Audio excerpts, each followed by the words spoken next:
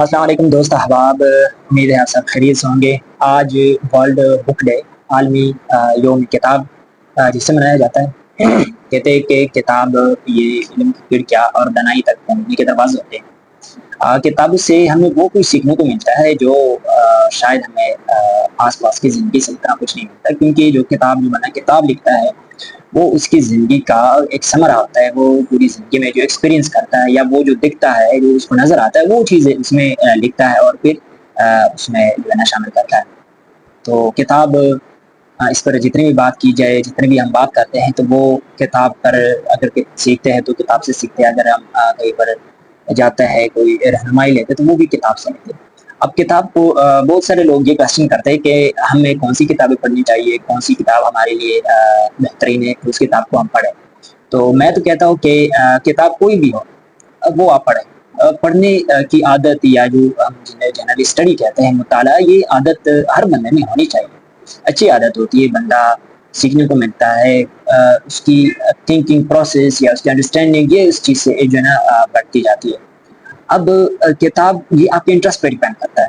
آپ جو ہے نا کچھ لوگ ناولس پڑھتے ہیں، کچھ لوگ فلاسفی پڑھتے ہیں، کچھ لوگ جو ہے نا حکایات پڑھتے ہیں، کچھ لوگ ضرب المثل پڑھتے ہیں۔ تو وہ ہر بندے کی اپنی انٹرسٹ دلچسپی پہ ڈیپینڈ کرتا ہے کہ وہ بندہ کس چیز میں دلچسپی رکھتا ہے اور کون سی کتاب وہ پڑھنا چاہتا ہے۔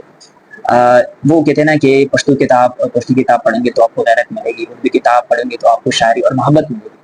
اس طرح اگر آپ قرآن پاک کو پڑھیں گے تو آپ کو ہدایت ملے گی، آپ کو رہنمائی ملے گی، دانائی ملے گی، آپ کو علم ملے گا، آپ کو زندگی گزارنے کے ایک راستہ مل جائے گا۔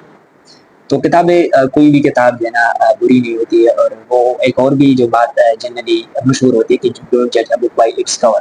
کچھ کتابیں ہوتی ہیں جن کے ایک صفحہ پڑھنے سے آپ کو پتہ چل جائے کہ یہ کتاب میرے لیے ہے۔ کچھ کتابیں پوری کتاب بھی پڑھ لیتا ہو تو وہ آپ کو سمجھ تک نہیں آتی۔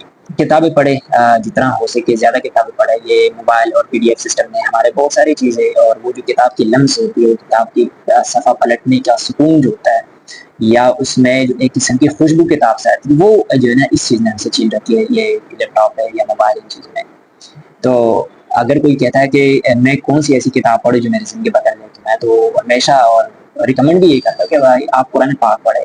قرآن پاک ایک ایسی کتاب ہے جو ایک کمپلیٹ کوڈ آف لائف۔ اس میں زندگی گزارنے کے طریقے، زندگی کے اصول لکھے ہیں، اس میں گزرے ہوئے لوگوں کے وقت اور گزرے ہوئے زمانے کے قصے لکھے ہیں، اس میں حکایات لکھے ہیں، اس میں زندگی گزارنے کے طریقے لکھے ہیں جس پر ہم چل کر اس دنیا میں بھی کامیاب ہو سکتے ہیں اور آخرت میں بھی۔ تو قرآن پاک پڑھے، تفسیر کے ساتھ پڑھے۔ صرف یہ نہ کرے کہ بھائی ہم نے جو ہے نا کپڑے میں لپیٹ کے رکھا ہوا ہے اور اچھی خاصی جو ہے نا اس کو مقام ادب، قرآن پاک کا ادب ہے، اور اس کے ساتھ اس کا پڑھنا بھی ہمارے اوپر لازم ہے کہ ہم اس کتاب کو پڑھیں، کیونکہ یہ ہمارے لیے نازل ہوئی ہے۔ اور یہ قرآن پاک کو پڑھنا، سمجھنا دین مسلم سب سے ضروری ہے۔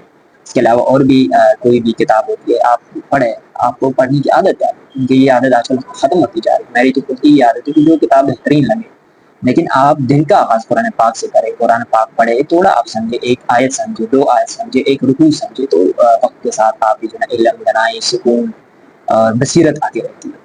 تو عالمی دن پر، عالمی یوم کتاب پر میں سب کو، ان لوگوں جو ابھی اس زمانے میں کتاب پڑھنے کو فائدہ تحصیل پیش کرتا ہے۔